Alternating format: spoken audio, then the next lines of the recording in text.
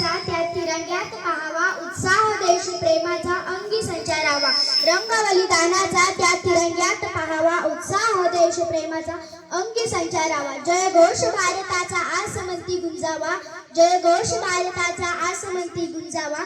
सण हा स्वातंत्र्याचा सदैव चिरायू व्हावा, सण हा स्वातंत्र्याचा सदैव चिरायू व्हावा.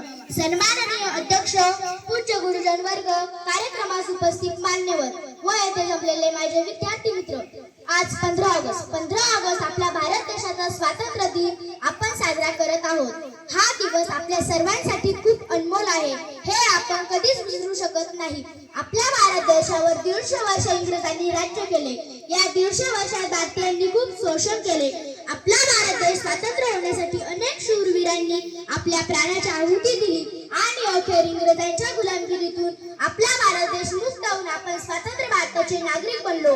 तो दिवस म्हणजे 15 ऑगस्ट 1947 होय. हा दिवस भारताच्या सुवर्ण अक्षराने कोरला गेला आहे. हा दिवस आपल्या सर्वांसाठी खूप महत्त्वाचा आहे. 14 ऑगस्ट 1947 रोजी पंडित जवाहरलाल नेहरू यांनी भारतीयांना संदेश दिला. ते म्हणाले, सर्व जग झोपत आहे, आज मध्यरात्रीनंतर स्वतंत्र भारताची पहाट होणार आहे. सर्वांना स्वातंत्र्याच्या खूप खूप शुभेच्छा. आपल्या भारत देशात अनेक जाती धर्मातील लोक गुणगोविंदाने राहतात. विविधतेत एकता हे भारताचे अनोखे वैशिष्ट्य आहे.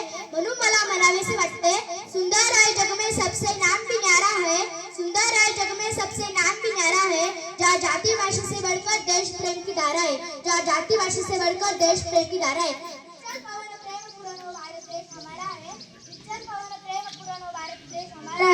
स्वातंत्र्य प्राप्तीनंतर भारताने अनेक क्षेत्रात खूप प्रगती केली. विज्ञान, तंत्रज्ञान, आरोग्य, शेती, व्यवसाय, वाहतूक अशा अनेक क्षेत्रात भारताने नेत्रदीपक प्रगती केली आहे. अनेक अडचणींवर मात करून आपण आपल्या भारताला स्वातंत्र्य मिळाले. हे स्वातंत्र्य जर टिकवून ठेवायचे असेल तर आज भारतात ज्या समस्या आहेत त्यांना मुळातूनच नष्ट केले पाहिजे. मगच आपला भारत देश सुफलाम बनेल. सर्वांना स्वातंत्र्याच्या खूप खूप शुभेच्छा.